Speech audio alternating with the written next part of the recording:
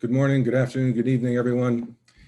Welcome to the first in a series of Global Forum for National SDG Advisory Bodies webinar series, engaging the private sector in the 2030 Agenda and delivery of the Sustainable Development Goals, organized by Stakeholder Forum for a Sustainable Future and made possible with a grant from the Government of Finland. I'm Charles Newhan, Chair of Stakeholder Forum and your moderator today. We do have some with us today who are not familiar with Stakeholder Forum, so I'll just say a very brief word. Stakeholder Forum is an international not-for-profit organization working to advance sustainable development at all levels. For over 25 years, SF has acted as a bridge between those who have a stake in sustainable development and the international fora where decisions are made in their name. I'll begin with some housekeeping. Today's co-host is Carlos Miranda Rodriguez, president of FUDESO.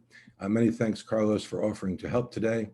Carlos will take over as host should my internet drop out, and he'll also assist by doing some screen sharing with PowerPoint presentations that we have today.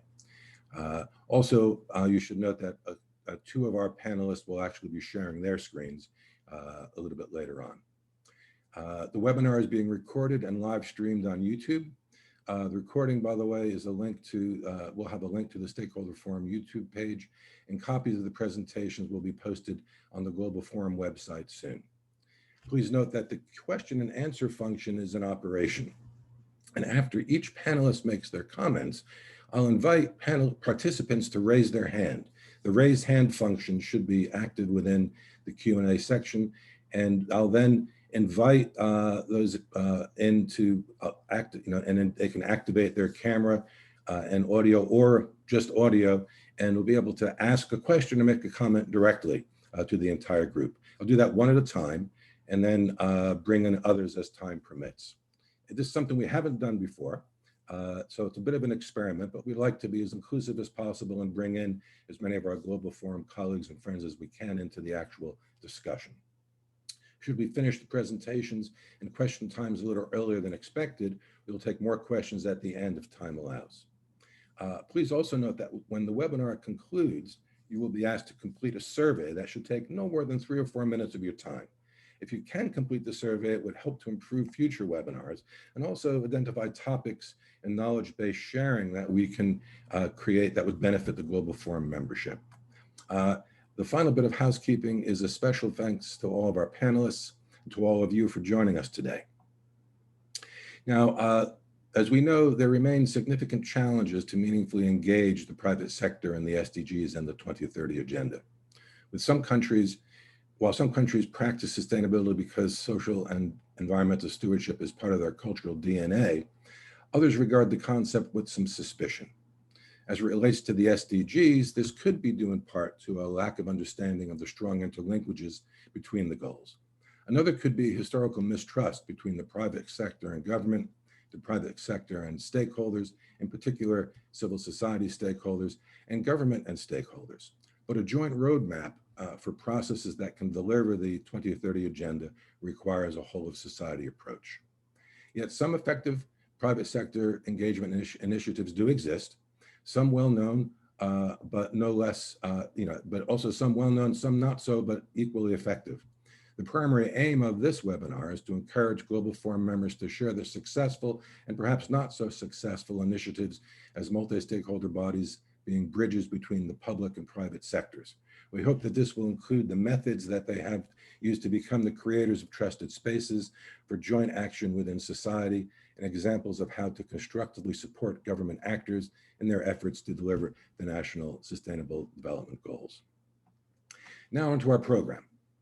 We'll begin with a wide range of distinguished speakers, and may I remind the speakers to kindly keep their comments to no more than 5 to 8 minutes. That will allow time after each speaker for about 12 to 15 minutes of interactive question time. Now I'm going to stop sharing the screen with the hope that the audience can now all see those of us who are part of the panel. And I'll ask that our first speaker is, bear with me a moment.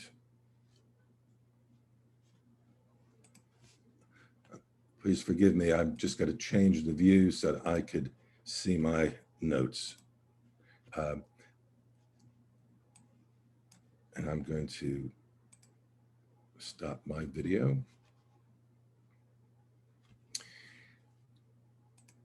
Our first speaker is Sergio Tabon, Director of Territorial Development at the Pro Antioquia Foundation and an economist at Universidad de Antioquia, and holds an MSc in Development from Universidad Pontificia Bolivariana.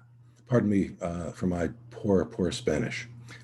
He has complementary studies in public policy analysis, innovation, leadership, and the administration of nonprofit entities.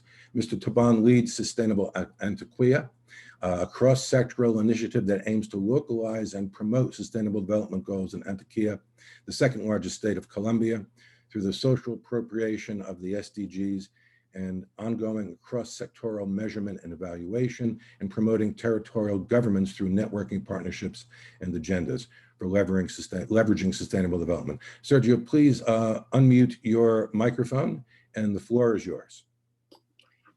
Thank you, Charles. Thanks to all of you. First of all, I want to thank to the Stakeholder Forum and the Global Forum for National SDG Advisory Bodies for inviting me to this first webinar and extending that greeting to my fellow panelists. It is an honor to be with you in this webinar. What I'm about to do is sharing with you our experience working on Sustainable Antioquia. This is an initiative carried out in the subnational level of Colombia, specifically in Antioquia state, that the second largest of our country, in which states and municipalities are essential pieces among national strategy addressing the 2030 agenda. However, as the scope, capabilities, actions, and resources are different across them, since 2016, we are working on Sustainable Antioquia that came up as a cross-cutting strategy for 2030 agenda based on shared and collective actions. And next, please, Carlos. Sustainable Antioquia is a cross-sector alliance led by private organizations in order to achieve and localize the 17 Sustainable Development Goals in Antioquia State and its 125 municipalities. It includes private foundations of the business sector. Next. It includes private foundations of the business sector, business associations, think tanks, and universities. And the initiative counts with the support of large companies and social organizations of private nature of Antioquia. We work also with the regional and local governments through their development plans, and we are aligned with the national strategy to address the SDGs in Colombia. This alliance has developed a specific framework in order to leave no one behind in the subnational and local level, which is our main goal, in terms of working with a wide range of actors in different sectors, building partnerships and creating shared visions. Go ahead, Carlos, please. Those are our partners: private foundations, social organizations, business associations, think tanks, and universities. And next, that's our main goal, leaving no one behind. And for that, we developed the next framework that I'm going to share with you. Next, please. This framework, we have the framework we have developed and that we are implementing since 2016 has become a pioneer model in our country in order to achieve the SDGs on the national level. Our work has 4 dimensions. Please, Carlos, show it the next. The next.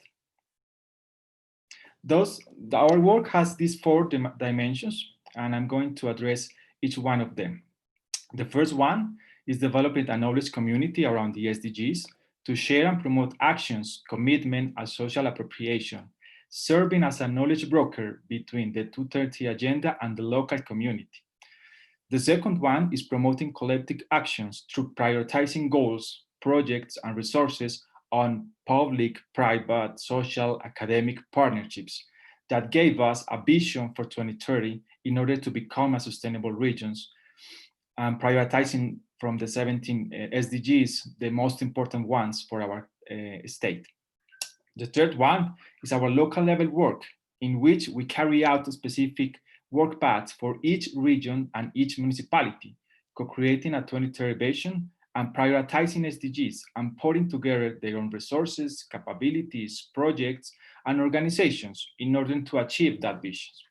And the last one is an ongoing assessment of the SDGs, implementing annual reports within and among public, private, and social organizations, trying to come up with an open data platform of regional sustainability. Next, Carlos, please. In all the 4 dimensions that I have mentioned, we work with the private sector. However, I will try to summarize our lessons learned in the next bullet. The first one is that the private sector needs collective initiatives in order to have a better understanding of its role and its needs. That's why Sustainable Antiochian has become and has worked as an umbrella in which every organization can find a common space to work on the SDGs. Therefore, their willingness to fund this kind of initiative is a win-win. It is not enough that each company has a specific management of the SDGs in its core business. We need to develop this kind of cross-sector arenas to create public value around sustainability. The second one is that given the huge difference between the private sector from the sectoral perspective and also from the size of companies, it is highly recommended to address those differences with different approaches. For example, identifying best practices from larger companies in order to transfer them to the smallest ones, or designing specific courses for micro, small, and medium enterprises, in which concepts as supply and value chain, sustainability, risk management, materiality become more attainable for them. In these activities, the universities have an important role to shape courses and syllabus for these kind of companies. The third one is that engaging private sector on the local level requires a technical approach in which their goals are aligned with public projects and social needs. And in that order, a public dialogue is needed to achieve a consensus and a common goal. A bottom-up approach is the answer to this challenge, because the companies and the private sector itself is another stakeholder in terms of sustainable development in the territories. And in the same line, the fourth one is the necessity to develop collective challenges to engage private sector in a more efficient way. And for that, we have implemented integrated report as a good strategy. We have done it here in Colombia and in Antioquia with GRE, with UNDP, and it gives you a different perspective achieving SDG when you can talk about industry's challenge in one or several SDGs than individual challenges for one company. Besides self-identification from the companies to the SDGs and the different starting points that each company has, for example, materiality, for example, strategic objectives, supply chain, corporate social responsibility, or even philanthropy, we need private partnerships, seeking to understand and communicate the aggregate impact that business has in a particular territory within the SDGs framework. And finally, promoting mentoring, transferring capabilities and resources from sustainability champions or leaders in the private sector to other companies and even NGOs. That kind of activity works for closing the gaps at the local level. And we have done it with several organizations here that includes NGOs from Antioquia and also small, micro, small, and medium enterprises trying to close in that gap. Next, please, Carlos. I don't know how many time did I take. I hope it didn't take more time that you have given me.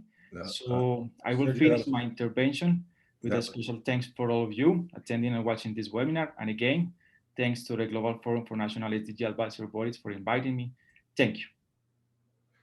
Sergio, thank you very much. You were perfect with your timing. It was just about 6 or 7 minutes. And I see that we now have some questions coming in. We have a question from our colleague Irina Zubcevic from the United Nations.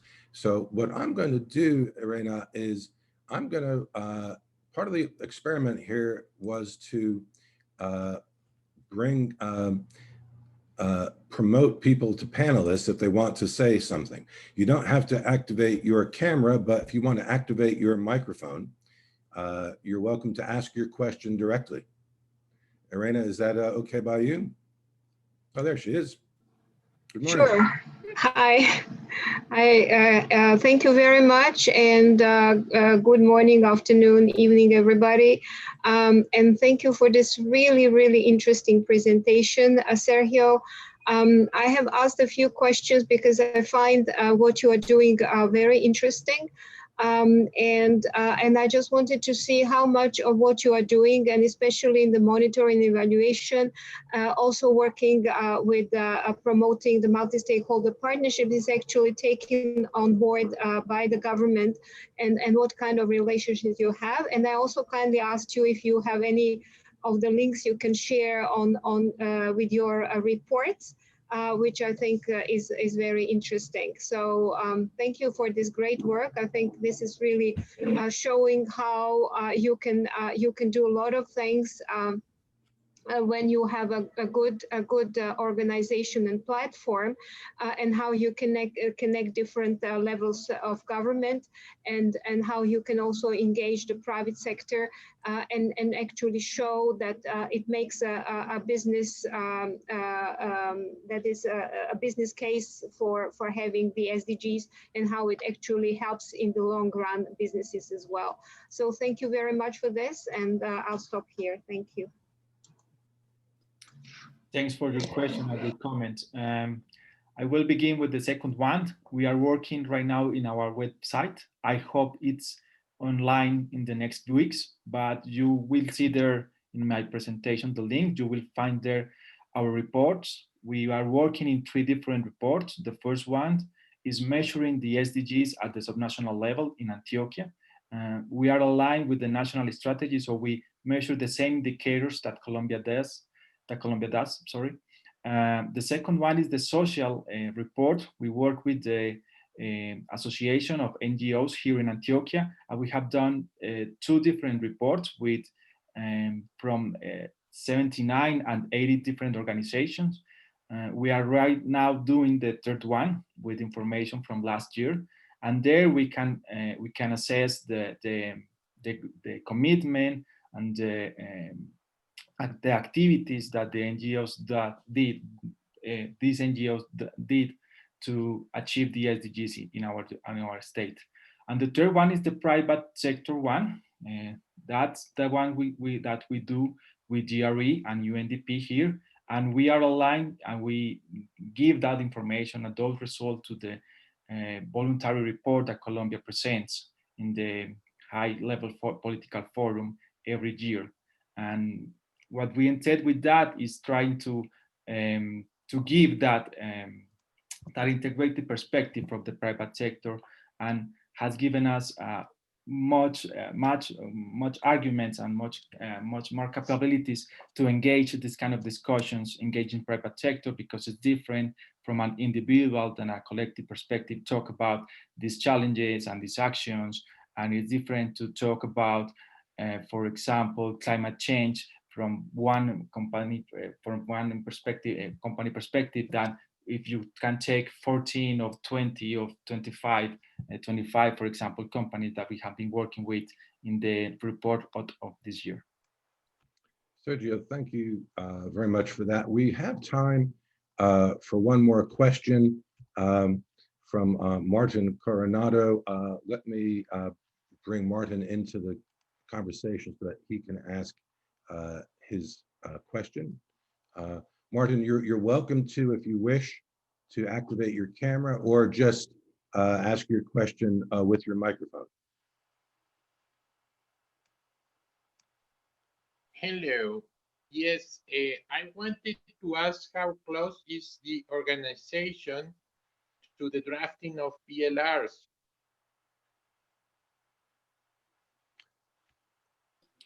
Thank you, Martin. I have been working with the National Planning Department here in Colombia, because specifically the results of the private sector report are part of the voluntary report that Colombia does in the high-level political forum.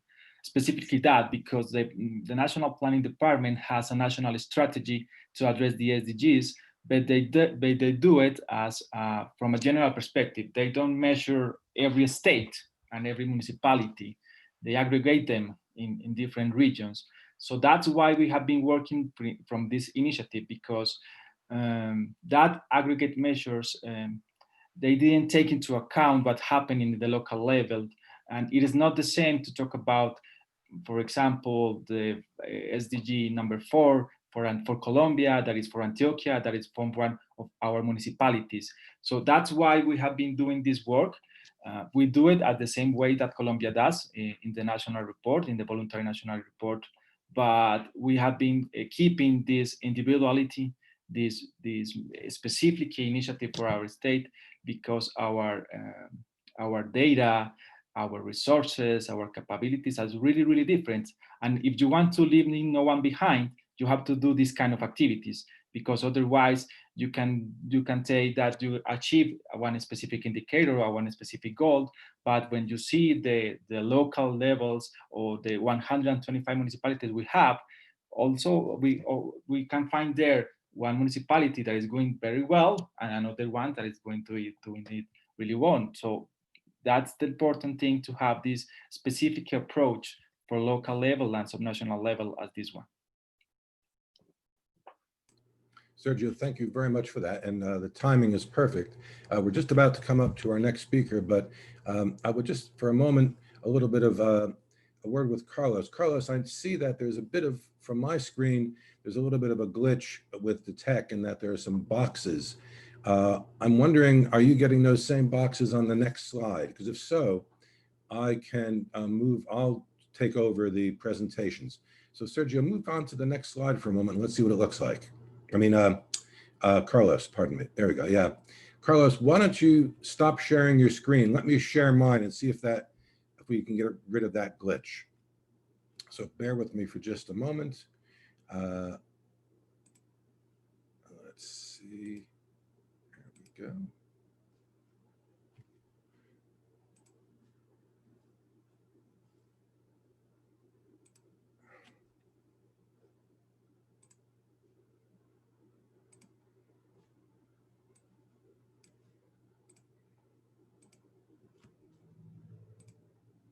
Okay, hopefully you can see my screen. I'm just going to juggle things a bit around, and I'll introduce our next speakers. There we go. Pardon me for that. Okay, Ankita, can you see your slide up? Put your thumbs up. Yeah, if it's there, good. Okay, let me now.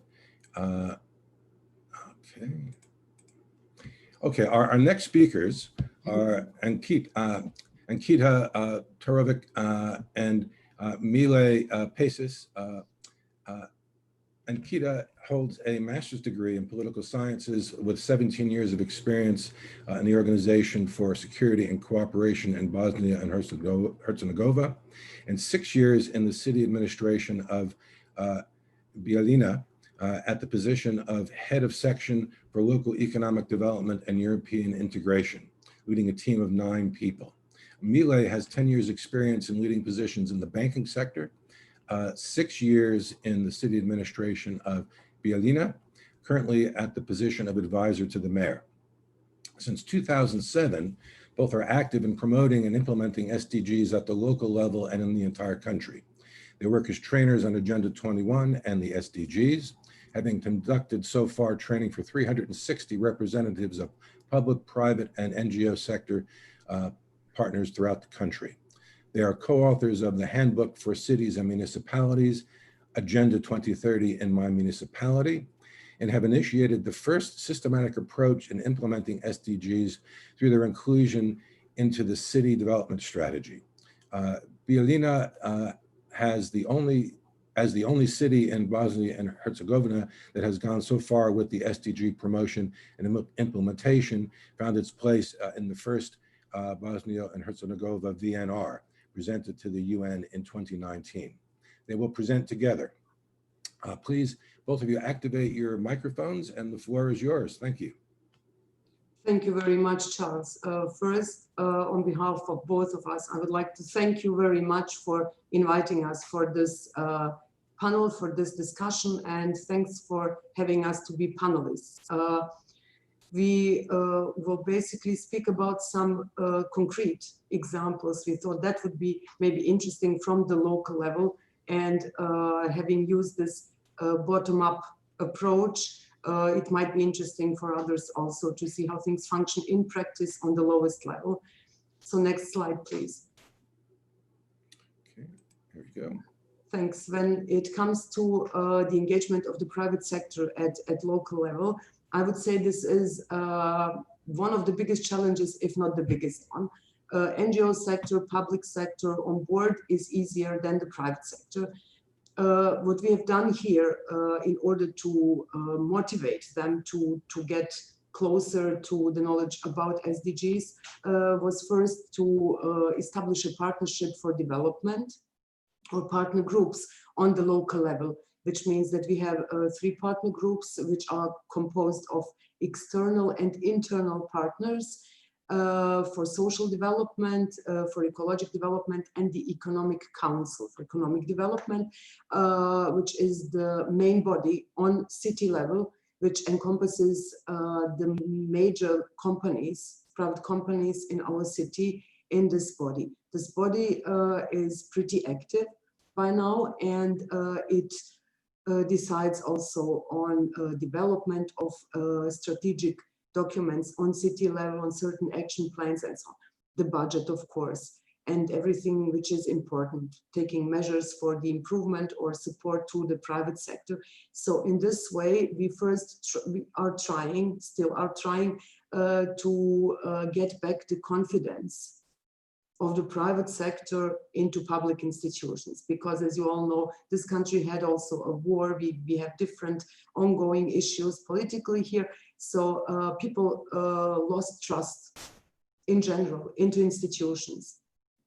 So this is one of those steps which we are trying really to get them involved and to get their word heard and incorporated in what we are doing as the city administration, and gain the trust back in order to function as partners, as a team in achieving sustainable development on city level. We also conducted SDG awareness raising training since 2017. We are actively engaged in all this. So we have trained quite a number of private sector representatives, not only together with NGO sector, with the academia, with media also, and all other sectors. And we made mixed groups, and it was very interesting to see them function there in these mixed groups and becoming aware about SDGs and the whole point of implementing Agenda 2030. So, and that was a very positive experience. None of them left the session. All of them were very interested, and they really, in the interactive part, gave concrete and good interventions.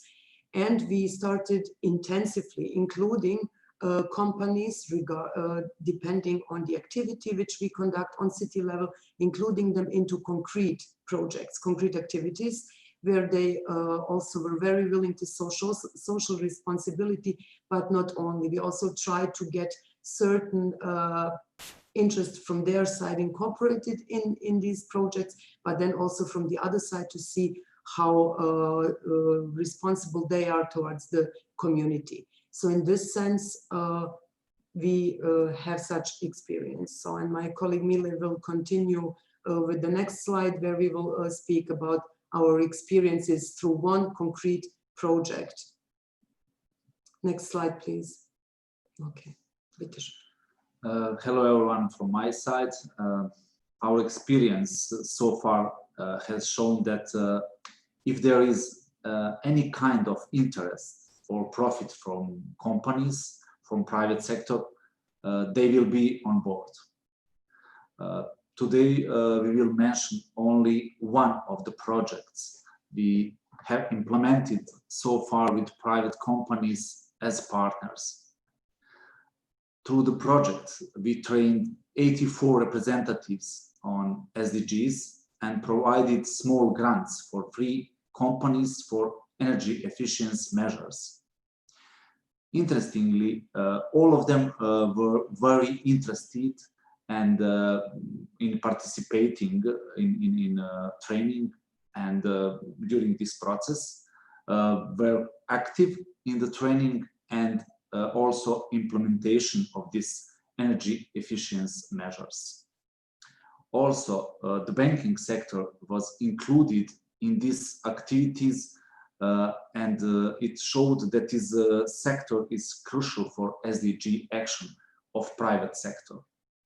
They can provide very good stimulation of the private sector through low interest rates and favorable loan arrangements for support to, for example, startups, energy efficiency projects, employment of people with disabilities, etc.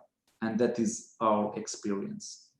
Yes, exactly. This is one of those, let's say, small projects where you can certainly see, and this picture shows our training interactive part with these representatives of companies, so they better understand SDGs, and basically it's a more human approach, and that's what we are also trying somehow with them to speak more about, to have this more human approach and to have an integrated approach to development of the company, but also the whole local community. And next slide, please. We're running out of time, I would say. Yeah. So yes, and we would also like to mention briefly some challenges which we see in our work and in this work in general, that some of them, and it's not the case only with the private sector, this is with some of the public sector also, that the Agenda 2030 is excellent, it sounds very good, but it's perceived as just another obligation which somebody else has to fulfill. And the new situation which we have since 16th of March this year with COVID-19 pandemic and its negative effects on economy in general, and that there are so far no concrete and efficient recovery measures, no sustainable measures are being implemented. And there we see now a little bit reluctancy in putting SDGs and its implementation as priority, while they are fighting for jobs, while they are fighting for preserving their market and everything. We as a local community are trying definitely to support, and the government as well, but that is all not enough. So in future, we really have to think how to incorporate all of that and how to overcome these obstacles. And I would say we have passed our time already. No, you still got a couple minutes. We have a couple of minutes. You have one more minute if you need time. We will give this one more minute to the audience. So welcome with questions and we will answer them gladly. Thank you very much for listening. Thank you very much. I'll stop sharing the screen for the moment. And well, I noticed that we had two hands up earlier, Annie Namala and Hana El Halali, but I see the hands are now down. Annie and Hana, if you want to ask questions again, or if we missed you last time, if you want to raise your hand again, yeah, okay, good. I'm going to ask Hana to come in. Okay, Hana, we've promoted you to panel. If you want to activate your microphone, and also we'll ask Annie to come in. There you go. Okay, so you both. Why don't we start with Hana, and then we'll go on to Annie. It's great to connect again, reconnect. And thank you for having us all here to share. Sorry, Charles, but this not sound good. Try again, please, Hannah.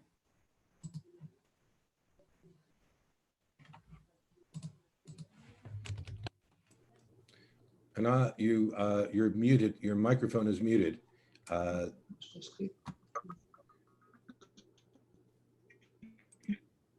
Okay, how's that? That's better. Yeah, okay. First of all, good morning, wherever you are, or good afternoon. There's an echo there.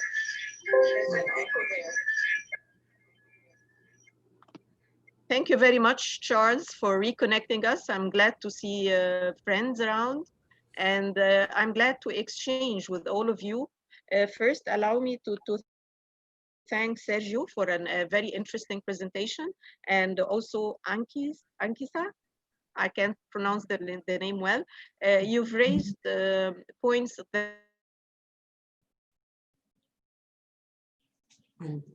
that And now we've lost you again.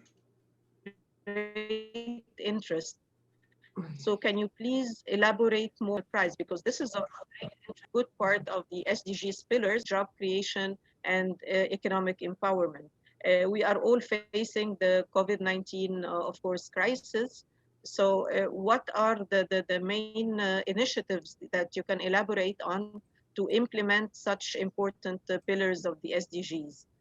Startups as well, how can you link all your efforts, which you have illustrated in your presentations, to the implementation of the SDGs? And then I can speak later on our initiatives here in Egypt to include more stakeholders in the forum. Thank you. Okay, thank you, Hannah, for the question.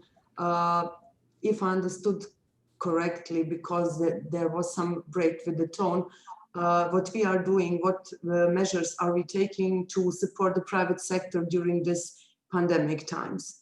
Well, we are intensively doing activities for startups first, because self-employment is something which we have done before also, and in a survey which we have conducted also with young people who are leaving the country, we found out that they are very much interested in being supported in entrepreneurship training and support in startups. So that's what we are doing already for the past 2 years, a little bit more intensively. And now through the pandemic, we have 3 ongoing projects where we are supporting mainly young people, but not exclusively. Sorry. Is this done in collaboration between NGOs and private sector as well, and the government? Exactly, okay. Exactly. We are always trying somehow to make partnership between these 3 sectors, and it functions very well. And everybody has his role. An NGO, which is an international one, is providing the entrepreneurship training, for example. Our local NGO is doing the organizational part, and our companies are coming in these projects, which we do as guest speakers also.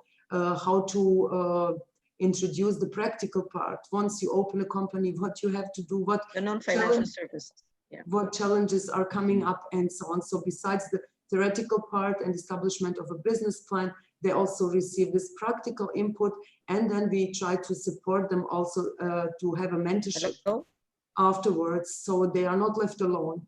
They get the finances and get this training, and that's it. No, we also provide mentorship by qualified, relevant people who can help them also reach the market and be sustainable, basically, once they are open. Is the green economy also included in the initiative? The green economy, yes. The environmental aspect, yeah. Yes, definitely. It's always a part of raising awareness, and for people, if they start to be aware what they have to take care of, definitely. Is it implemented 100%? No, unfortunately not, because not everybody accepts it as we would like it to be accepted. But we are trying to change the basically the awareness of people to start thinking more intensively about the ecological aspect as well as the social aspect, to incorporate all of that. This is one of the measures we are taking on local level. We have also measures which the government is taking by supporting the companies who have not, who have preserved the jobs of people and the people in the companies during this critical period. They are supporting them financially through some grants, and they're also supporting some companies to put focus on disabled persons. Super, thank you very much. You're welcome. Thank you for the question. Anna, thank you very much. I'd like to, we have time for one more question, and Annie had put her hand up. So Annie, if you would unmute your microphone, and you're welcome to unmute your video too, that's entirely up to you. And now I'm gonna send you back to the attendees for now, but if you do want to have a further word towards the end, when I hope we'll have some time, I'll certainly be happy to bring you back. Thank you so much. Lovely to see friends again. Hello, Annie. Nice to see you. Hi. Hi. No, nice to see you all. Just very briefly, when we engage the private sector and the state, very often we find that, in any location or city, there are marginalized communities that live in the margin of the community that is really not in the center of policy and planning or participation. And usually what I see is like the private sector is also not very much aware of these communities, not very much engaged. So how do you ensure that these processes include, do you have a kind of series of steps that you take to ensure that these communities are brought in, or their context is really brought into the development part? That's something, yeah. Thank you very much for the question. Well, two ways of trying to improve the situation in this regard. One is through the Economic Council, which I mentioned in our presentation, where we are discussing and are putting on the table the responsibility of companies to also think about marginalized groups and include them when they hire people. We cannot influence them. That's one thing. It's a private company and they do however they want. But what we can do is raise their attention to the number of people, disabled people with different disabilities, to provide them with this information, to provide the capacities of those people, what kind of job they can do. So that's what we have done. We have also an action plan on local level about disabled groups and what approach has to be taken in order to support them. So the companies were presented the capabilities of all these people and have been asked to think in this way in future when hiring people whom they can hire for which kind of job. The second thing is that we are supporting on local level social entrepreneurship. And we have a great example of this one NGO, Otaharin, which is dealing with Roma people and supporting Roma people in their life and education also, which is the largest minority community in Bijeljina.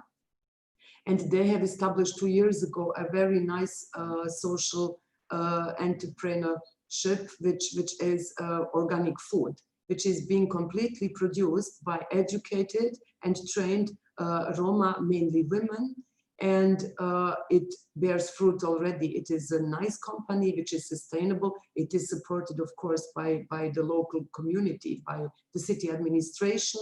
They got some space there and also financially they're being supported, but this is something which is the first such company in the whole region around Bijeljina. And it's something which really shows that if you provide an opportunity for marginalized groups, that is really something very good, and you can significantly change their life into better in such a way. Well, thank you so much for that very thorough answer, and to our guests for their very, very helpful questions.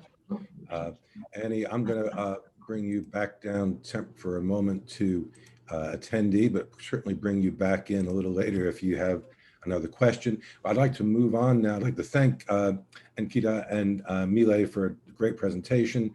And we're going to move on now to our next speaker, who is Thuy Tran Thu, Head of Membership and Communication at the Vietnam Business Council for Sustainable Development Secretariat.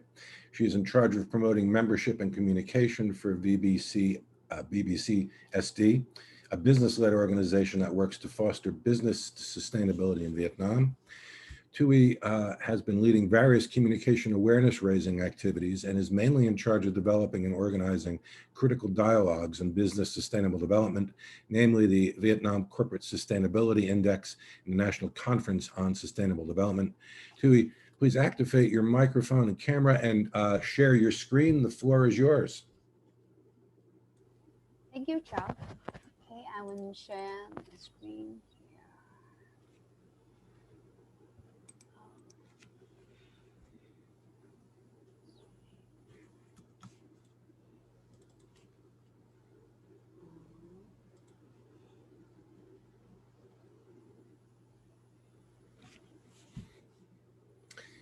If it doesn't cooperate, I do have your slide handy and I can do that. Yeah, can you help? But I'll give you a moment to do it. I know you know how to do this. So I'll leave it to you for now.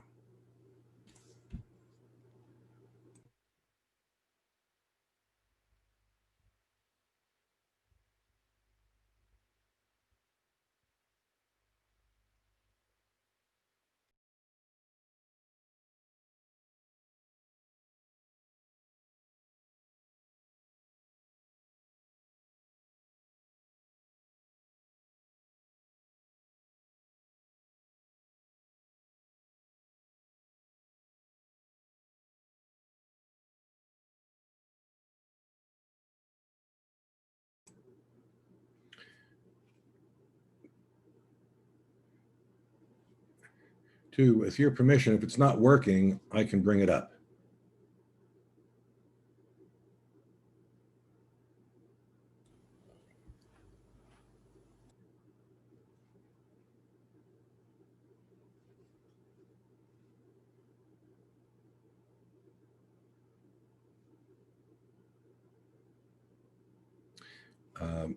Why don't I do that so that we can move on, if you don't mind.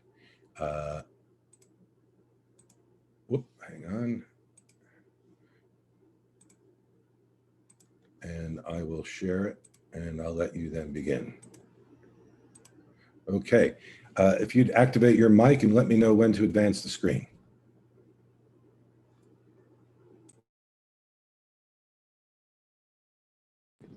Oh, here we are. Sorry for my disturbance. Hello, everyone. Can you hear me? Perfect. Yeah, we can hear you fine. Thank you. Yeah, thank you. So thank you, Charlie. Thank you, Global Forum, for inviting me here, and my pleasure to join you tonight from my side. So here are when we talk about engaging the private sector in Vietnam at the corporate level. I would like first to share. Next slide, please, Charles. To share first about some the current context in Vietnam, so that you can have an overview of what we are doing in Vietnam to accelerate the SDG implementation. Josh, can you move to next slide? All right, here, well, here just list out some critical policies that our government has made. In 2017, we have issued the National Action Plan for the implementation of our Sustainable Development Agenda, and call it the VSDG. No, the previous slide, please. And in 2019, after the first National Conference on Sustainable Development, we have the first Directive on Sustainable Development, and now we are waiting for the first resolution on sustainable development. And also in the 2019, our Prime Minister issued the decision on sustainable development of the private sector, and in 2025. This decision is very important to the development of our private sector, because it shows the recognition of our government. The government recognize the role of the private sector, and they understand that they need the private sector to help them to together to realize the SDGs in Vietnam. So next slide, please, Charles. So, well, to engage the private sector, we know that we cannot work individually with. We can work with individual enterprises. We will need a multi-stakeholder platform, and we organize and we established a business council for sustainable development. Here you can see that we have a lot of members. They are the pioneers in doing sustainable development. We have official members that are large companies, and we also have associate members that they are small and medium enterprises. They are NGOs and other local organizations and also international organizations. We follow some core activities, namely communication awareness raising, which is very important to change the awareness of enterprises on sustainable development. Previously, our enterprises that nearly 90% of Vietnamese business are small and medium ones. They don't know about sustainable development, and we have to do a lot of communication and awareness raising activities to change their awareness to help them get a better understanding of what is sustainable development. And we also do a lot of training and researches. We cooperate with international partners, and especially another core activity is the partnership promotion, which is we work with different partners to deliver various projects to achieve the SDG. And here I have to mention that because we have limited resources, so the VBCSD determines that we will focus on two things that are promoting the corporate governance, sustainable corporate governance of our business community, and we will try to promote the circular economy in our business community. Why? Because the corporate governance, we think it is it will help create a solid background for the business community. They need a good corporate governance so that they can easily they can sustain the business, they can overcome challenges and difficulties like when they are in this crisis of the COVID-19 pandemic. So allow me to share more about the CSI, which is a Corporate Sustainability Index. This initiative is one of the best initiative that we have done since 2016. Actually, before we launched the CSI in 2016, we have spent around 3 years to develop this index. The index, why we need such index? We cannot tell enterprises that let's do sustainable development. We need to give them a tool. We need to give them how to facilitate a tool to facilitate their doing. So we develop an index that combines of various indicators in governance, in economics, in environmental, and in social fields.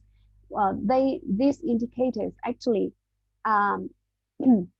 they are actually a checkbox for business. When they look at the CSI, they will know what they need to do to implement a sustainable business. And every year we also revise this index so that we can add relevant and update regulation of government into the index. And also we have the business to easily and fastly follow up with international regulation from FTA's examples. And one more thing, after 4 years implementing the CSI in the business community, our government has required us to to build a project to obviously multiply this index across the country so that many more and more business can apply this. And to do it, we are thinking of, we will, instead of having only one index, we will develop 2 more indexes that are more suitable for small and medium, and also for micro small enterprises. It will help them better and more easily adopt our CSI. Yeah, and so that are something that we want to share with you today. And thank you for listening. And if you have any question, just ask me. Thank you. Tui, thank you so very much. Carlos, thanks for jumping in with your PowerPoint. My computer glitched for a moment, but I'm back. What I would like to now do is invite members of the audience to ask questions. I'm going to go in and see who has their hands up. I see there is one hand up, Zombe Kora. I will bring you in and ask you to, if you'd like to either activate your microphone, camera, or both, and please ask your question to Tui.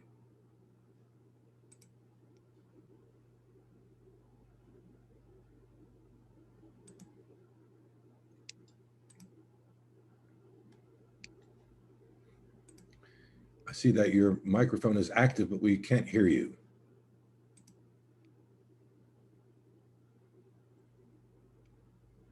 Well, while Zombe is getting his tech going, are there any other questions? If anyone else would like to raise their hand, happy to take another question, and then we'll come back to Erica. Ellen, okay.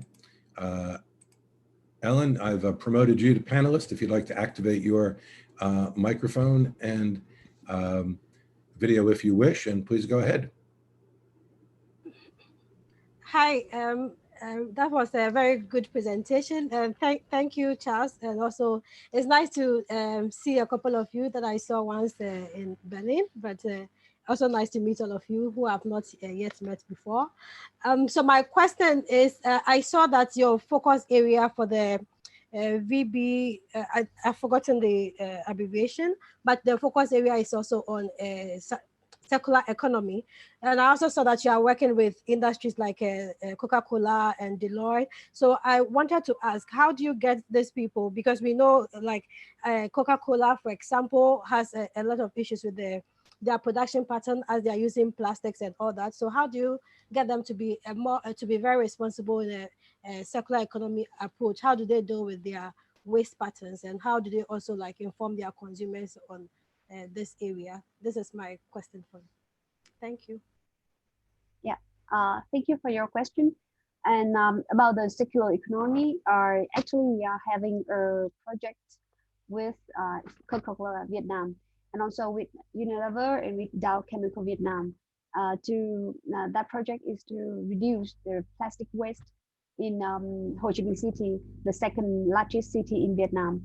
And step by step, we are doing this project through changing the awareness of individual consumer, individual household, so that they can reduce their plastic usage. And also that project working with the local environmental authority, so that they can help us to work with local schools, local environmental company. They all work together to build a circular economy oriented business models. We are implementing a closing a circular business model, but through household will reduce their plastic waste, and the environmental company, they will collect that waste, and then they will reuse, recycle, and treating that plastic waste so they can recycle, and the plastic will be also and then will come to the manufacturer. So it will become a closed loop, you see. And also for the circular economy, we are here in Vietnam, and I think in many other places in the world, that circular economy is a very new model. So we are doing a lot of awareness raising, both in business community, so that they understand what is circular economy and what we can do to implement it in a in a Vietnamese way, to adapt that model in our country. We do it through the dialogues on sustainable development through our national forum, and we collaborate with many partners like companies, but also with NGOs and academia. The schools will help us to do researches and produce manuals and books on circular economy. Tui, thank you for that. What I'm going to say is we have time for one more question for Tui. I don't see any hands ups, but if someone does want to ask a question, please put your hand up. Or otherwise, if one of our panelists has a question, maybe just put your thumbs up and or just activate your mic and ask a question. But I'll give you a moment if you don't. No more questions at the moment. Well, Tui, thank you so much. Now, the schedule has us having a 10-minute comfort break, but I don't know that that's absolutely necessary. And because, you know, anyone can pop away for a moment. I'm thinking if I could see if my panelists can, if you can give me the thumbs up, if it's okay, if we continue without the break. Okay, cool. Thank you for that. Obviously, attendees can step away anytime they want. Let us then, and this gives us another 10 minutes for questions at the end or any other sort of interaction that we want to have. We can bring in more of our colleagues from outside. In that case, if you'll just bear with me, I'll go back to my script. And our next speaker is Anisa Weber, director of the, my video's off. Sorry, I was just asked to start my video again, my apologies. Our next speaker is Anisa Weber, director of the Latvian Platform for Development Cooperation, LAPAS, which is also the Secretariat for National Multi-Stakeholder Coalition on SDGs in Latvia. She's also council member of Plrs, a global network of national NGO platforms, and head of the Council of Civic Alliance of Latvia, a national NGO coalition. Anisa is a lecturer on strategy development and innovations in the Vidzeme University of Applied Sciences, and trains and consults NGOs, public administrators, local governments, and the private sector on strategy development, enabling civic participation on sustainable development. Anisa, please activate your microphone and the floor is yours. Thank you. Thank you for inviting me, and actually very inspirational presentation so far. And I will try to dig in depth in our experience, maybe to open some other perspectives. So as a national platform on development cooperation, actually we inherited, if I may say, the work of SDGs from MDGs. So in a way, it became very natural that our national platform already from the very start started to be a leading organization to gather all stakeholders, not just NGOs, but everybody who was interested in SDGs. But to be honest, the very turning point of work on SDGs was 2 years ago when we were drafting our voluntary national review. So our government, of course, started the process, but it was very, very open process. It all involved all stakeholders, and our national platform also drafted spotlight report and gathered some good practice cases as complementary toolkit, if I may even say so.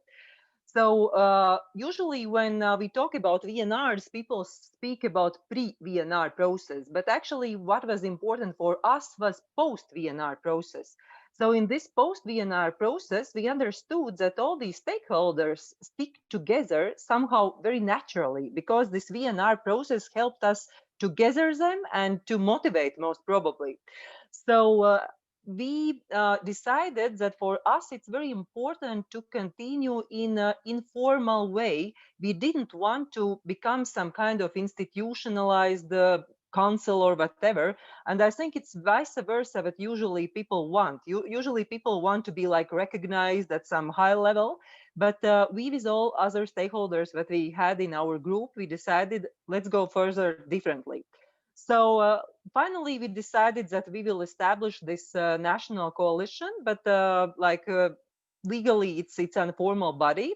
But what we do have inside is very diverse stakeholders. It's universities, it's government, also as the main government body responsible for SDGs implementation, private sector, NGOs, teachers, because we actually say that we can get also individuals if they do want.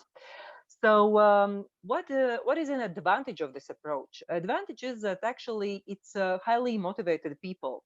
And this brings me to the case I will describe later, but just to bring in about this COVID response, because it was picked up before.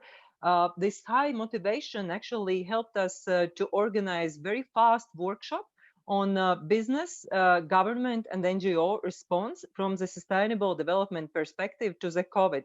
So actually, this means that if you have good people in your body, very active people, it helps you to achieve more. So talking about the case, what I would like to go in deeper a bit is about this same idea about people behind the change, about the change agents. So one of our members, CSR Latvia, they implement course which is called Responsible Business Ambassadors. And this is specifically for the private sector. So participants are from big companies, from small companies, from state-owned companies, also from very private sector companies. So this diversity again advances the process inside of this course. So what is specific, maybe in difference with some other training courses which I run myself in other settings? So we start with a person. So we say that this person, individual, is the one who internalizes sustainable development thinking. So the first step is to work with them as a human beings, as a personalities, as a professionals. And then we bring in these global perspectives. We go for some specific issues like human rights, design, ethics, and this course content develops actually together with the training, with each cycle, let's say.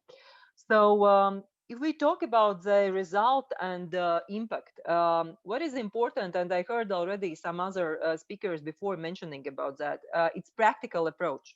And also in this training course, what do? They pick up really practical pilot project.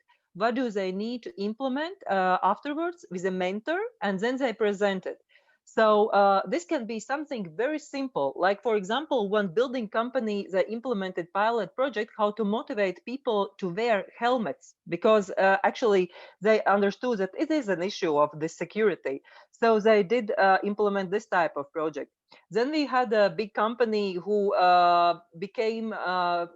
who made a pilot project on flexi time working hours, which actually appeared as a very effective way afterwards when the COVID crisis came. So these can be very, very practical issues. One state-owned company, they implemented the pilot project on how to save the energy on heating. So as an impact, actually, which I find the most interesting and most useful from this training course, because if we are honest, of course, we can read all these approaches and possibilities somewhere just on the internet. It is building of this network of people, how they say, finally we have somebody to talk with. Because sometimes these people who are change makers in their private companies, they feel a bit lonely because of this type of thinking they have. And this brings them together actually after the course, and that's why they are called ambassadors, because they move forward as ambassadors of this sustainable development practice. They sometimes become mentors of other companies. So this is something with a long-term impact on this network. So to finish my presentation, and I'm ready to answer any questions, I must say that we should not forget about people. We can talk about organizations, about big processes, policy documents, but always behind every change, there is a person. And if we start with a person, it has sustainable and long-term impact. Thank you. Inisa, thank you so much. Thank you so much for your comments. And it's now time to take some questions and from our audience. I'm just taking a quick look now to see what we have in the way of hands up. I don't see any hands up at the moment. Oop.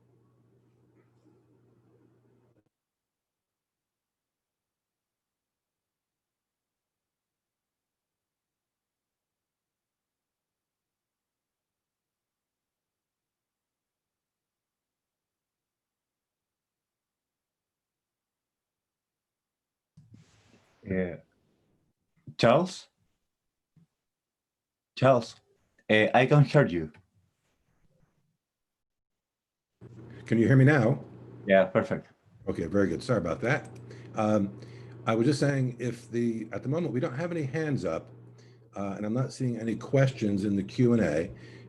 So I'm wondering if any of our panelists would like to ask Inisa some questions.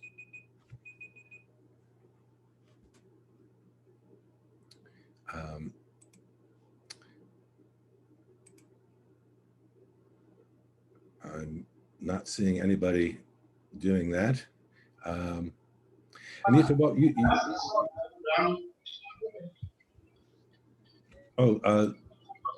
Zumbe, you're with us. Do you want to say something? Do you have a question?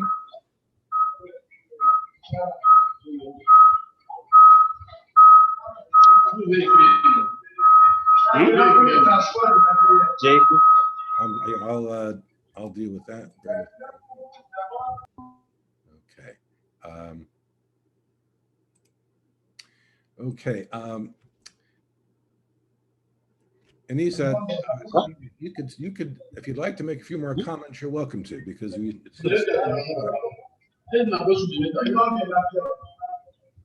on, let me see if I can.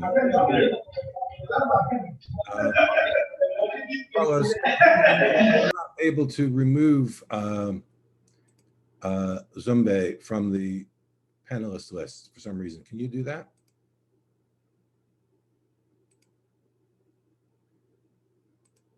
I'm afraid my Zoom is glitching. Okay, well, if there are no other questions, Inesa, do you want to say a few more words?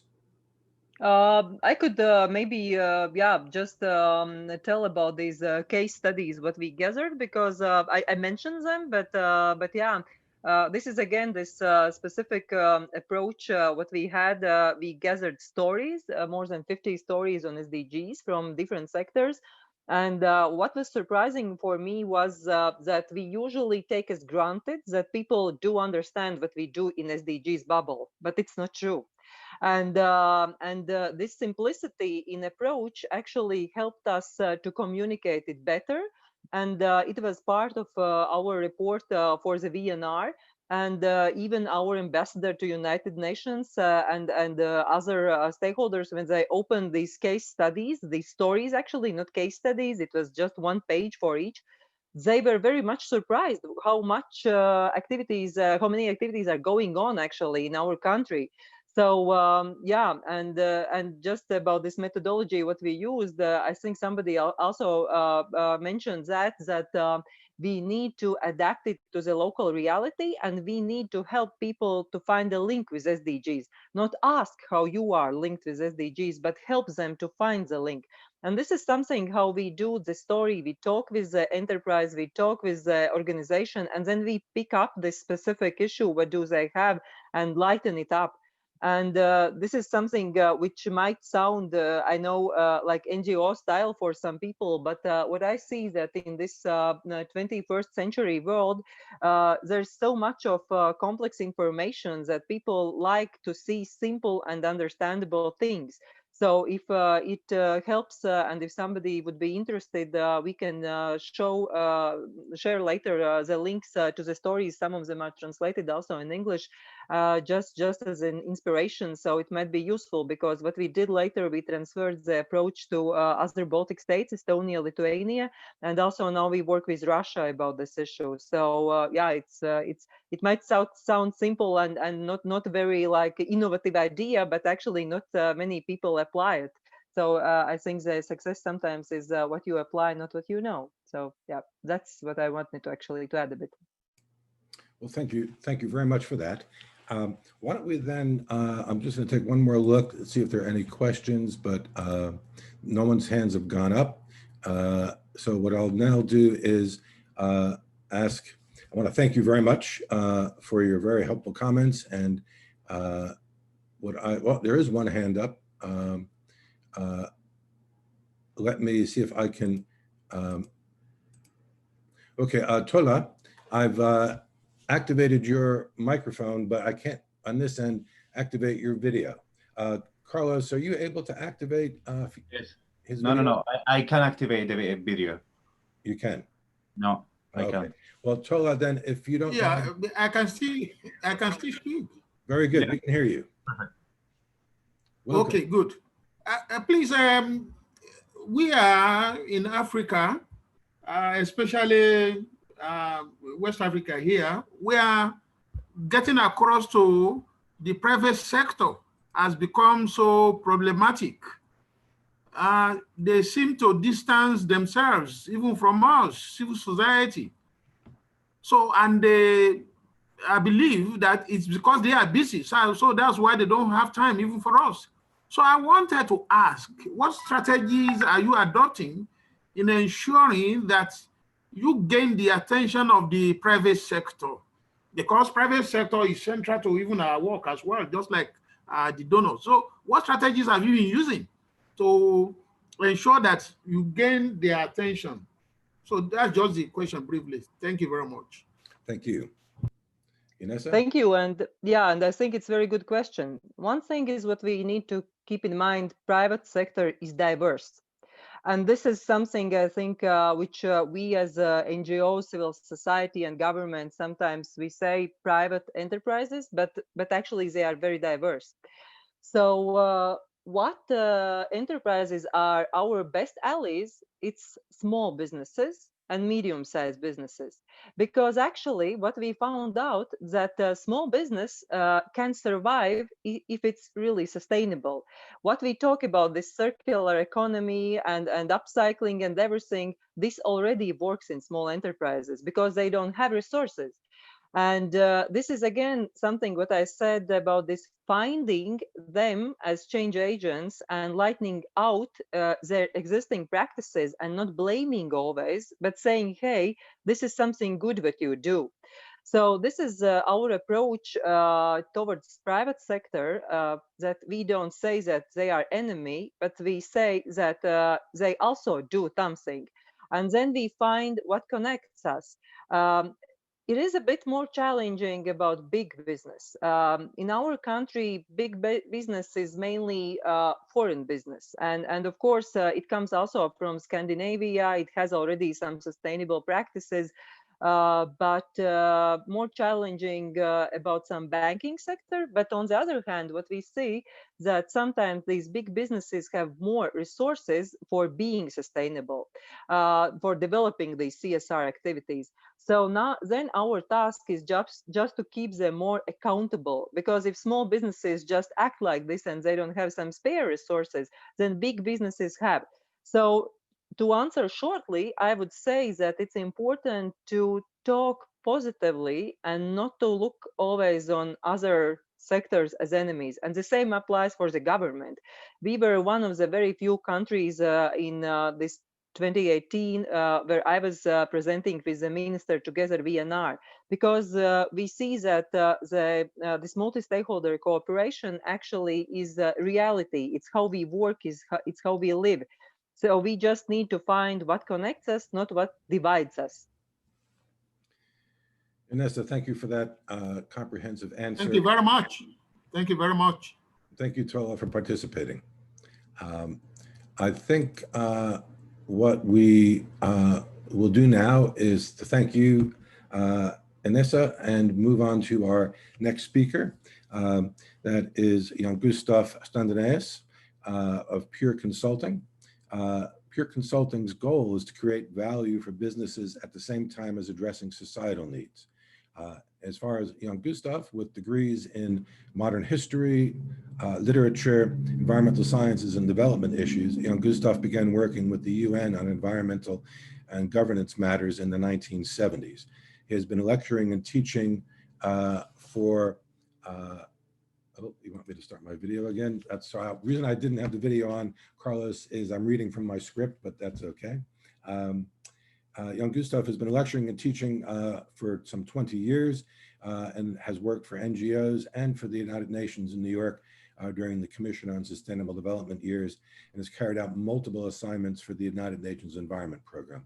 Jan-Gustav, please unmute your microphone, and if you have presentations, share your screen. The floor is yours. Thank you, Charles. I shall now dive into the complicated world of technology and see if I can share my screen.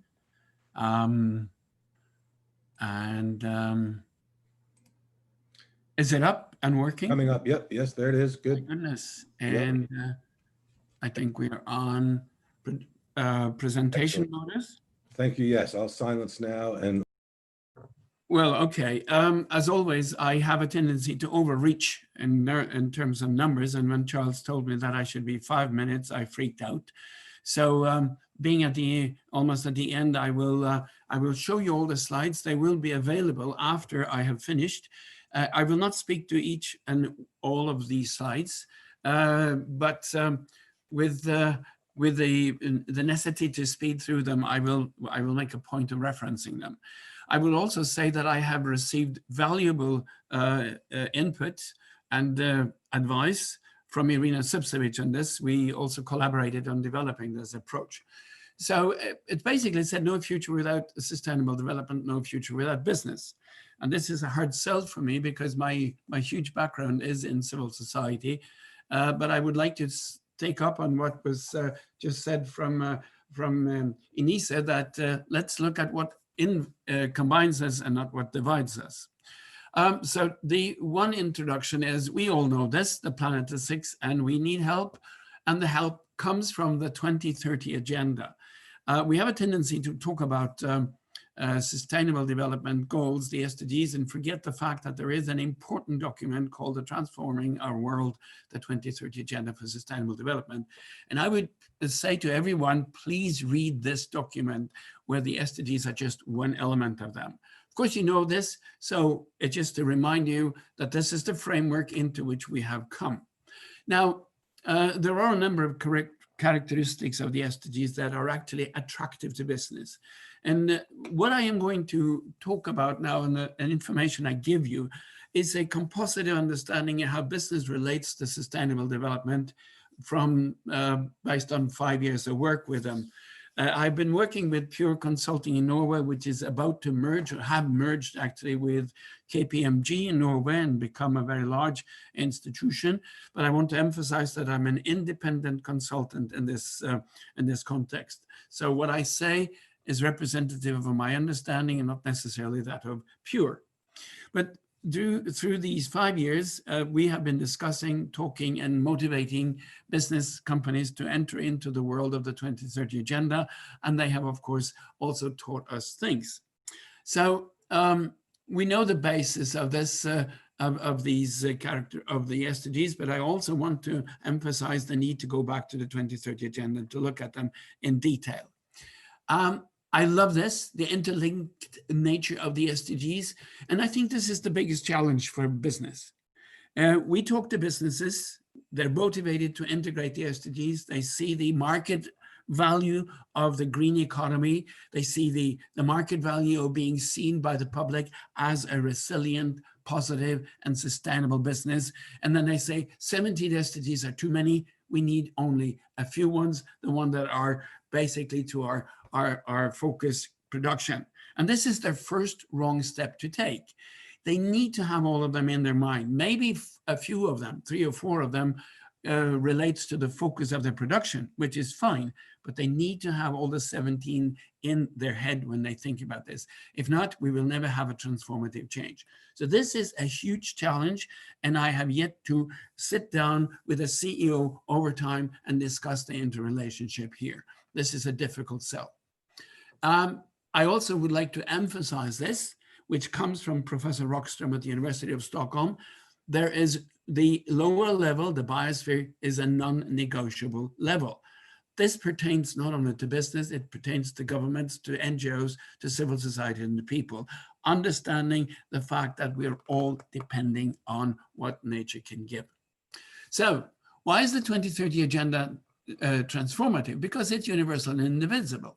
It's intergenerational, inclusive, it's a whole of government approach, and it's looking at all the 3 dimensions of sustainable development. This is important to have in mind as well. So the UN and the 2030 Agenda, the SDGs and the private sector. Well, it's quite obvious that there is no future without the private sector and sustainable development. And they have really gone into it, a lot of them. Acknowledgement of the role of the diverse private sector ranging from micro enterprises to multinationals is a difficult sell for us who wants to impress upon everybody that the SDGs are important.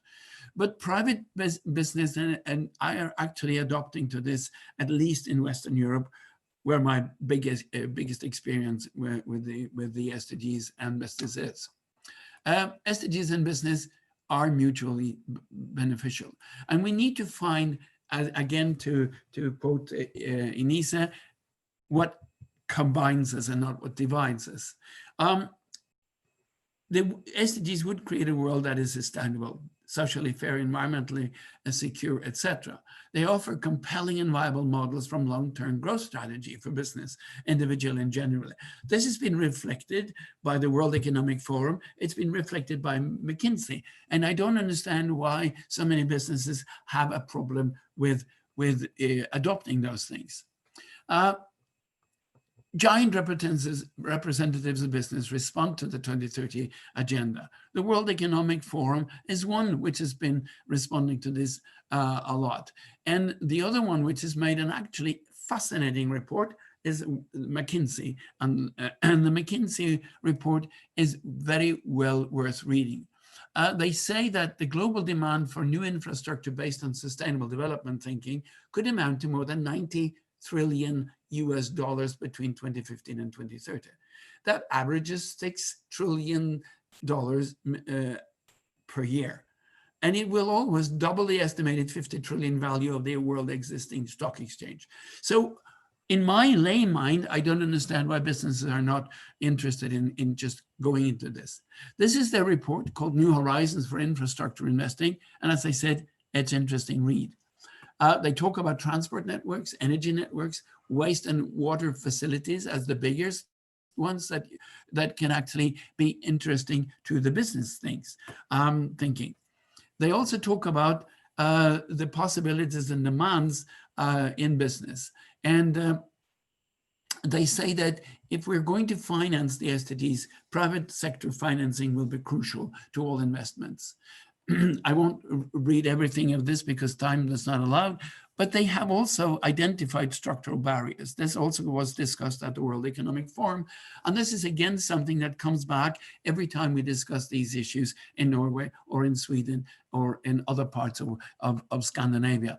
Poor transparency, lack of scale, shaky operating models, corruption, and unfair taxes and undue regulations. Business do not respond negatively to regulations, but regulations must be meaningful and make sense, not only to business, but also to people at large. An analysis for World Economic Forum, again, very interesting read. To read this and then juxtapose it with what comes out of the UN, and you get a totally different perspective on what's happening out there and how to impress upon business that are reluctant to see this. If you look at this, everything says that there is a market value in this. They have analyzed mobility systems, healthcare, energy, clean energy, etc., and they find that the opportunities offered when thinking sustainably is very convincing. They talk about internal obstacles, capital markets, policy setting, and market conduct. This report is absolutely filled with information that we could use in trying to persuade business to look at the sustainable development issues in a different way. They talk about how to discuss with CEOs and the policy people inside a business on how to develop strategies.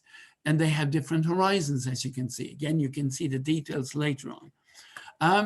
And they have probably the most interesting challenge to me, and it comes back in every report I've seen, rebuilding the social contract.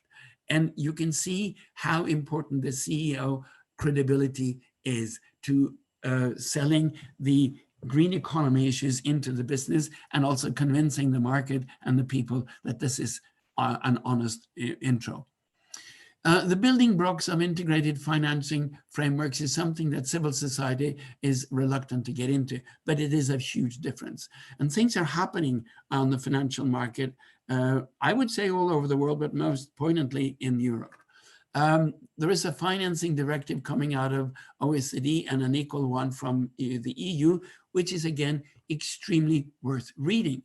And we need to get into this. If you're not a stockbroker and think that the world of economy and finance is scary, well, we need to overcome that fear and get into it if we want to make sure the business is relating to this. Governance and governance and other parts of the SDGs is extremely important. And there are principles also developed here. Incorporate ESG issues into investment analysis, active owners and incorporate ESG issues. We'll seek appropriate disclosure of ESG. We will promote acceptance and implementation of the principles within the industry, work together to enhance effectiveness in implementation and report properly. And ESG is, of course, business speak for sustainable development issues. I don't understand why there we go. There's an interesting work done on energy transition with the Energy Transitions Commission. They called it Mission Possible. And I think, again, this is worth reading. It's reading because it teaches us how the business is trying to reach out and change the modus operandi. And they've made a very interesting action agenda for policymakers, investors, and business. And the change drivers is what fascinated me. Set ambitions, put a price on carbon, shift from linear to circular economy, invest in green in industry, create demand for green products and services, drive down the cost of renewable energy. This does not come from civil society. This does not come from research. It comes from energy business people. And this is, I think, very convincing reading. So the SDGs and the business models, a conclusion, we've seen this picture. Business as usual is not an option. It won't achieve market transformation. Neither will a few pioneers. The whole sector needs to move. Successful business will be those that meet the needs of as many people as possible, utilize as few resources as possible, and engage in meaningful dialogue with their stakeholders. Extremely important. And transformative, increased need for private investment, strengthening regulatory framework, blended finance instruments, high quality, disaggregated data, and essential input for smart and transparent decision-making, fostering linkages between multinational companies and the domestic world. All of these elements are important for us to think about when we want to deal with CEO and the business. And there are a number of new business models that can be actually developed with the SDGs. When you incorporate SDGs into company strategies and use sustainability lens for every aspect of the strategy, you need to put board members and senior executives to understand this. We did in Pure a few years ago an overview of what the board members knew about sustainability, and the result was appalling. their understanding of sustainable development was basically nil. And their understanding of the SDGs and the 2030 Agenda was basically ignorant. Strategic planning and innovation, sustainable solutions, marketing products and services that inspire consumers to make sustainable choices, using the goals to guide leadership development, and women's empowerment at every level. All of these elements are important. We think that they should be an integrated part of business thinking today. In 2020, they're not. So there are challenges here that we need to address. And of course, as we all know, and we have talked about the follow-up and review, the VNRs have already been mentioned, and the VNRs have inspired not only countries, but business and NGOs to deal with these things. Let me just come with a concluding challenge to everyone here. And there are two parts. One is what we present to business is the 5 Ps, and ask them to understand. We know the 5 Ps of the SDGs: people, planet, peace, partnerships, and prosperity. The last one, prosperity, is an interesting discussion because business tend to say partnerships and profit. We need to change that because profit and prosperity are two different things. And then I would like to say, maybe the biggest challenge in partnership development is the NGO community or civil society. And I would ask polemically, but also with serious background in my own world, does the civil society world have the competence needed to go in and together with business and authorities implement the SDGs? I have my doubts because very few NGOs will say, we can also implement more than just being the watchdog.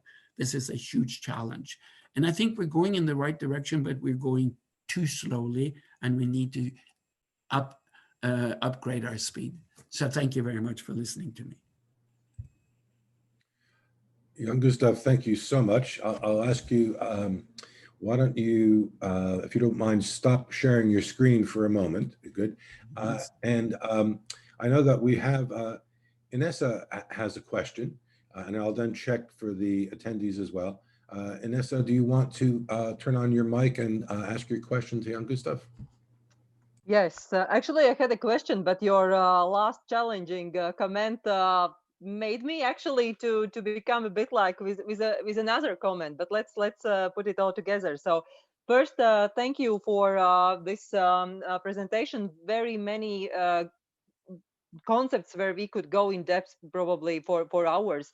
Especially I liked about the simplicity about 5 Ps because it's even more simple than this. About CEOs, we actually had the same issue with CEOs. We understand that they don't know, but what we try to do, we try to make it fashionable for CEOs to be for the sustainable development, and we need to again have inside leader CEO ambassador who does that. And also, I liked that question you brought up about this competence, not just about CSOs, but actually any actor to go in the business sector and financial, especially sector, to debate about that. And this is something what we have like a prejudice. For example, when we have had discussions on global tax, of course, it's very hard to discuss in details, but we don't need to be experts in everything, but we need to understand the big concepts and to discuss about the big concepts.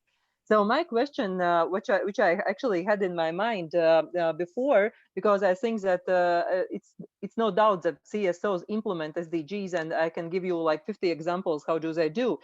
But which is our challenge is in one slide you mentioned about this private sectors, they take out some of SDGs as priorities, but they need to keep in mind all of SDGs. And from my perspective, this is very big challenge because they cherry pick actually. They cherry pick which SDGs they would like. They say we don't have many resources to implement everything, but for transformative change, I think it's a very big challenge. So do you have any secret or any recipe how to communicate better about this issue with the private sector? Yeah, again, we could talk about this for hours and I'd love to do that. Come to Latvia, have a glass of red wine and then continue discussion. What's interesting is that when I was once fortunate enough to address a number of CEOs in London. And I asked them to please read, because I had it on the screen, the 5 Ps. And this guy read very quickly down, and he came to, and then he said, partnership and profit. And I said, it doesn't say that, sir. And he looked back again at my screen and said, oh, prosperity. And he looked at me and said, isn't that the same thing? And that started an incredible discussion, which we had throughout this my hour workshop with them. And they said, well, you know, this is mumbo jumbo you and speak. It's very difficult for us to grasp. And I said, I'm sorry, sir. But when I was first confronted with the business speak, like materiality analysis, KPIs, fiscal performance, supply chains, and all that, this is not what everyday people speak about. If you can master that complexity, I'm sure you can master the complexity of the SDGs. And when I then went through the SDGs and the 2030 Agenda, and I said, we have a number of issues here you need to ask. First of all, the integration, how do you do that?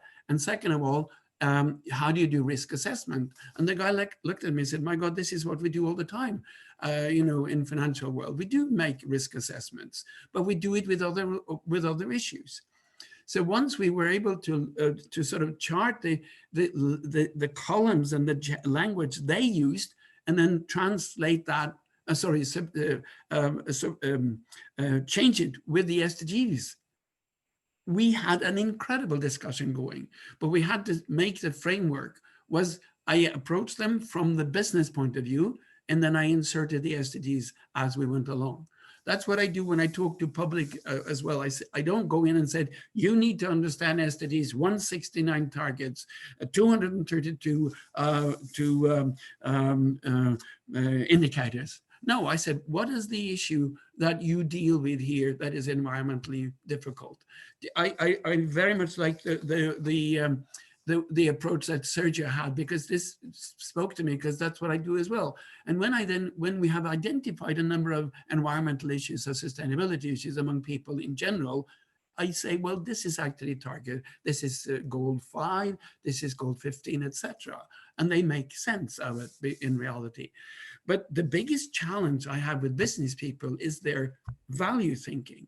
They're so focused on investment, short profit, and then have a glass of champagne, that changing that modality into long-term planning is a really, really big challenge. You know, making the point, again, in London a few years ago, this CEO who became very interested in it, we correspond all the time, he said, so actually what you're saying to me that I cannot have my new Jaguar next year, but I have to wait 5 years to get it. And I said, what if never?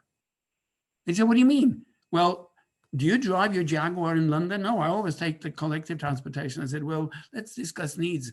Put your big money into the Jaguar, into something that makes it worthwhile for your family, for your own good.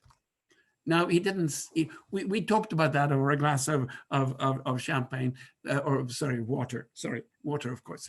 But I'm not sure that he took to that, but I got something into his head, and I know he's conceptually changing his mind. You know, Gustav, thank you very much. Inisa, thank you for your question. We have another 15 minutes where we have a bit more time. So what I'd like to do is invite the audience, if they have, Sure. You want to make another comment, go ahead. I just want to say one thing. The McKinsey report is fascinating reading. They say that it will take a lot of money. I mean, they talk about $30 trillion to rebuild the infrastructure into a green infrastructure.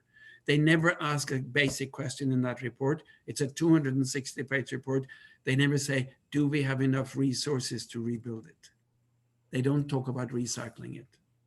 So that's a big question. Extracting or rebuilding and reusing. Thank you. Thank you. The audience has the ability to raise their hand if you'd like to ask a question. In the meantime, while we're waiting for that, would any of the panelists like to ask a question of young Gustav? And if you do, just unmute your microphone and please ask your question. And I don't see that happening. There are no hands going up. There are 2 attendees who I would like to invite in just to say hello if they would be so inclined to do so. We have Hannah Janitsek with us from the RNE, and we also have Gunter Bachmann. And I'm looking at my list. Gunter, would you like to say a few words or just say hello?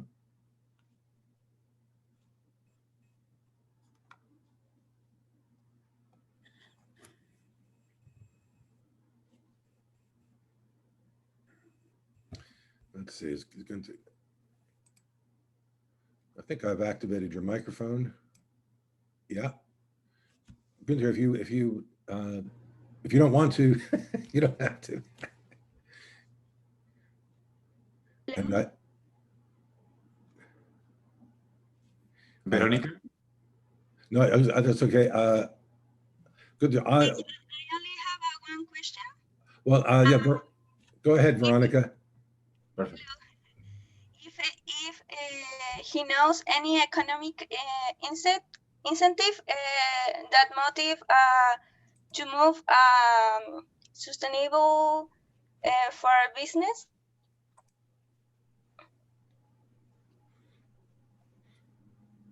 Did you get that, Jan Gustav? No.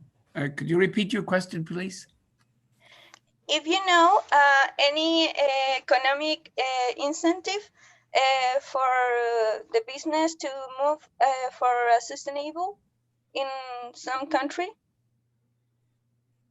Oh, well, take my own country. I think we have a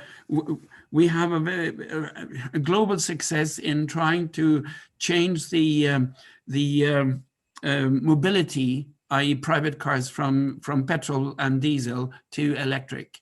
And I think most electric car producers, Tesla included, which looks to Norway as something of a gold mine, and they're selling, the incentive is great. They're selling electric cars like you wouldn't believe. 60% of the new cars sold last year in Norway were electric, 60%, and they expect this to be increased this year.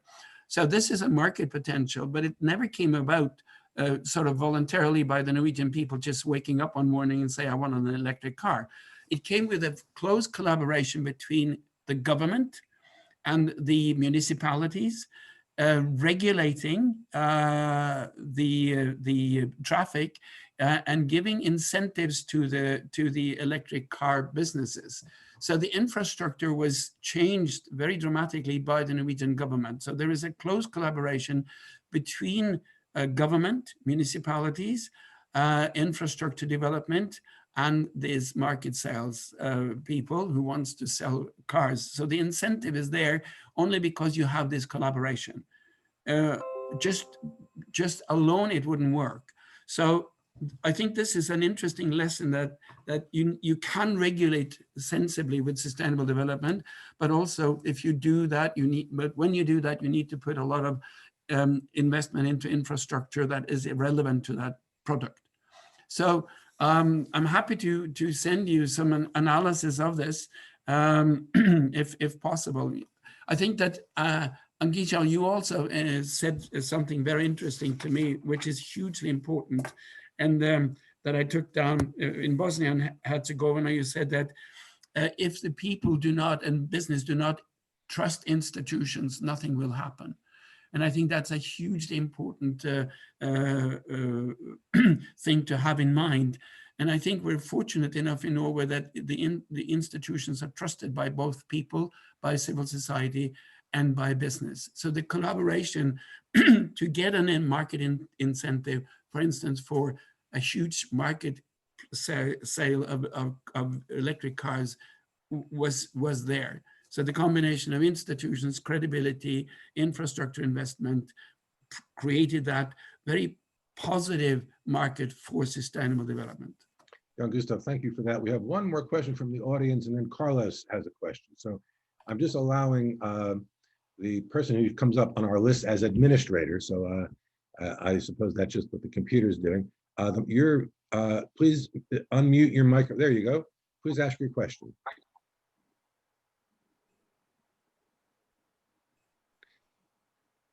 Your microphone is unmuted, but we can't hear you. Carlos, why don't you come in for a moment And then when our other colleague is able to, he or she can ask the question. Go ahead, Carlos. Perfect. Okay. Yeah. So, Jan, how the fourth industrial revolution can represent an opportunity to move toward a sustainable economy? Yeah, say again, you were cracking up, but can you repeat it, please? Yeah. How the fourth industrial revolution can represent an opportunity to move toward a sustainable economy. Yeah. Sorry, what you were cracking up a little bit. Is my microphone? Yeah, I think I can see it on the chat. Let me open up the chat. Here we go. The question is how the fourth industrial revolution can represent an opportunity to move towards a sustainable economy. Perfect. Oh, thank you. The fourth, meaning the digital world. Well, if you look at the energy that is used on to move forward all these computers, I'm not sure that it is really it's really contributing that much. But and not the least the tax incentives that is given to these big multinationals, which is actually undermining and extracting a lot of money from a number of countries. This is a huge problem, as we know. But yeah, I do believe that that not only the digital world, but the way we start to think about the future and integrate all the 17 SDGs into our thinking, into conceptual thinking, has actually started something in getting in a new way. I mean, I'm very pleased when I have young entrepreneurs, not only in Europe, but actually in several parts of the world with whom I have met, saying that we're not interested in huge profit. We're interested in a business that can sustain people and give them good work. And then, yes, we need we need to have a profit because we need to reinvest it in our businesses. But earning millions and millions of dollars per year, that's not my goal. You know, when young people think like that and say that and run their businesses like that in startups, you know, as an old optimist, I get very happy. And I think when you talk about the fourth industrial revolution, I think that conceptual part must be invested in everything we do. My biggest problem in Norway is that the business colleges here talk about sustainable development in a tokenistic way. They're not integrating it into the real basic analysis and teaching of economy. Circular economy is just at the beginning. We need to push this forward. So all these elements, put the 17 SDGs, the 169 targets, and the conceptual thinking into the fourth revolution, and we're getting somewhere. Good. Gustav, thank you very much. And we have about 6 more minutes of our scheduled time. We could always go a couple minutes over if people are able to stay on. So what I'd like to do now is thank young Gustav. I don't see any other questions. Unfortunately, the person who shows as administrator, the microphone doesn't appear to be working. So we can't take a question. I'm sorry about that. I'd like to give each of our panelists an opportunity, if they wish to say a few words,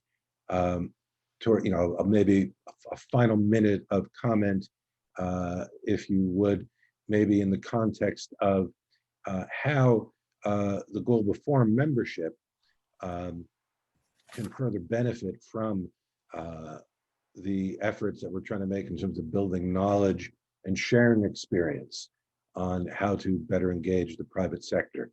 So I'm looking at my screen, and I'll start with who's to the left. Inessa, any comments you'd like to make? Any last comments before we move on to another person? Mainly, I have thoughts about how we communicate all among each other from different perspectives, because I think we can communicate about really theories, about practices, about maybe very simple steps. And this is something what we need to keep in mind, that all of them are right ways how we communicate in this global forum. because every one of us has their own reality and own perspectives. And this is something what I liked also in this event, that the practices were quite diverse, quite different levels and different types. But I think we all felt what unites all of these issues, and this is, I think, what unites could unite us in this global forum. So even though we are quite diverse and different, we still have something in common, which maybe we need to articulate more at some point. But at the level of feelings, at least I had that we are on the same page about all issues about in private sector engagement. You have to unmute your Charles.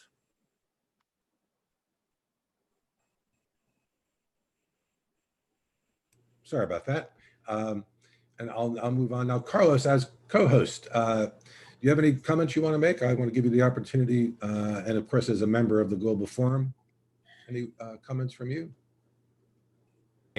All to say thank you to all. I think this is a very good instance for working, for speak, for create a new world and make this mind and soul revolution for all the world. So thank you for all, for the assistance and all the people. Thank you, Charles. Thank you, Carlos, and thank you again for helping out. Tui, you're next on my screen. Any final words from you? Yes, I think the Global Forum is very helpful platform for us to share and exchange experiences and ideas in implementing SDG. And I'm also thinking about we can invite the private sector to engage more in the Global Forum, so that we can provide mentoring or listen and to listen to their what they are really doing in their current context, and what we are discussing today and in the later days we can share on the Global Forum website, so that and I can share the webinar here to my local partners so they can join. Yeah, I think we can invite our external partners to join such webinar. I think it is helpful. Thank you for that. And yes, I'll make a few comments about that later on. Now our friends from Bosnia and Herzegovina, if you both would like to say a word or two, please go ahead. Yes, first of all, we were discussing it a little bit now.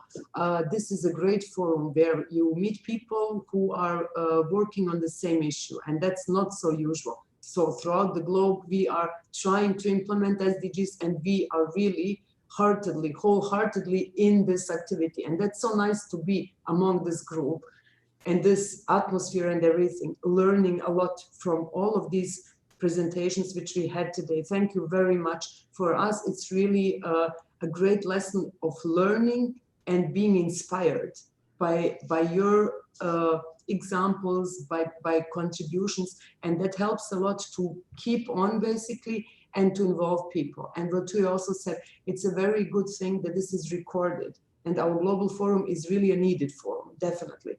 So it's good to be recorded so we can also use this information and the webinars which will be ongoing on different topics. We can also use this for other people to get them engaged, to have more people learn and get inspired. And that's a very big value, I would say, also of our global forum and of all the hard work you are doing. And Charles, I mean you first, and then the whole team which is with you to organize and prepare everything, which is not easy, definitely. So thanks a lot to all of you for contributing and making a wonderful day for us. Thanks a lot. Yeah. Different perspective from different experience, local level, state level, NGOs, academia, but same goal. And Kita, Mile, thank you so much for those comments. Sergio, over to you. Thank you, Charles. I just will talk about two things. First one is hope. in these desperate times, in these strange times that we are living, we need hope. And SDGs mean that, but also working together, but also collective work, but also exchanging knowledge means hope, because we can learn from each other, because we can talk about our experiences. And that's really important to maintain this kind of dialogue, to maintain this kind of encounters with each other, and be able to share these experiences among countries. And that's not a minor thing, that shouldn't not be granted. And this is important to achieve these kind of things. And the second one is that something that Jean Gustave talked about is governance and long-term process. Because as you may know, in our country, the political cycles, they have really different results. In Colombia, for example, every 4 years, we change our president, we change our governors, we change our mayors. And only if with this kind of multi-stakeholders processes and arrangements like this one, we can achieve that we maintain a long-term path for achieving SDGs and for working with the civil society, with the private sector, with the academy, with the NGOs, and so on. So in order to strengthen the governance in sustainability, we need this kind of arrangement that thinks not only in long term, in the long term processes, but also that bring together the exchange of resources, the exchange of knowledge, the exchange of best practices, in order to close the gaps and achieve the SDGs. I don't know where will I be in 2030, but I hope to achieve a better world and to have to work to achieve that image and that vision to be in a more sustainable territory. And that's important because these processes, these governance body are important to achieve that, because we can let the political leaders to lead these kind of activities. We need a civil society really empowered in the achieving of the SDGs. We need the private sector working together with the civil society, and this is the kind of things these initiatives can achieve. Thank you, Sergio. And that's a common theme from all of you, the whole of society approach and understanding of what we need to do to realize the SDGs and the 2030 agenda. Now, Gustav, as the last speaking panelist, would you like to have just one last word before I wrap up? Yes, thank you, Charles. I would like to say that everything that has been said by all of the panelists is something that I pull into my heart and I support, of course. And Sergio, you said hope, and we all live on that, but hope gives anticipation, and anticipation involves realization. And that's what the SDGs give us. And may I also say that let's talk about the 2030 agenda and the SDGs. We need to have the whole agenda there. And I think the forum, the Global Forum is an institution that actually can make that difference. The 2030 Agenda document talks about 9 elements, not only 3 dimensions of sustainable development. They talk about the economic, social, environmental element, but they also say that elements into any national strategy or business model should be universal, people-centered, and planet-sensitive. And then they say, on top of that, integrated, interlinked, and indivisible. So there are 9 factors you need to keep in head when you're doing a new conceptual thinking. And I think this is extremely important. And if you don't push this at government or municipal or business level, no one's going to do that. And that is what the Global Forum and the national forums can do. Every nation today has put together some kind of a body to develop an VNR. But only 40% of the countries in the world do have an operating national forum that can actually push for a national strategy. And that's what we need. And I think the global forums and the national ones can develop and push for national strategies for sustainable development, and also make sure that this type of challenging conceptual thinking with a hope will be implemented policy. Thank you. Thank you, Jan Gustav. In that case, I'll just have few final words and then we'll wrap up. Now that concludes the formal part of today's meeting. I'd like to thank all the panelists for joining us. for the rich content of your presentations and for the dialogue that you've sparked between yourselves and with our participants. I especially want to thank all the participants from around the world joining us today. It is our hope to continue this. You know, the subject and the challenges of engaging the private sector are large. So in my mind, we're going to do something like this again, specifically on this topic, and bring all of you in and even perhaps a broader group of people who can add further content and begin to help us share and understand that knowledge a little bit more. A couple of last notes. The webinar, as you know, it's been live streamed. Both Carlos and I are recording it. So there were a few glitches on my side. So hopefully, you know, I'm sure the live stream will be complete. And lastly, just to say that the second in the Global Forum webinar series, what are the structures, relationships, and other factors needed to establish effective and enduring subnational and regional multi-stakeholder sustainable development councils and similar bodies, will be held in about 4 weeks. It's either going to be the 7th or the 9th of October. I'm just waiting for our final speaker to confirm. I'll of course share all of that with you and all our attendees and the entire Global Forum community. So on that note, thank you everyone. Under the circumstances of this unusual world that we're now living in, I wish you all to be safe and healthy, the same to your families and friends. I look forward to seeing you all again in this format and perhaps in the future face-to-face, which is what we hope we can all get back to. Thank you again and best wishes to everyone. Take care. Thank you. Thank you. Thank you. All the best. Thank you so much. Bye-bye. Bye.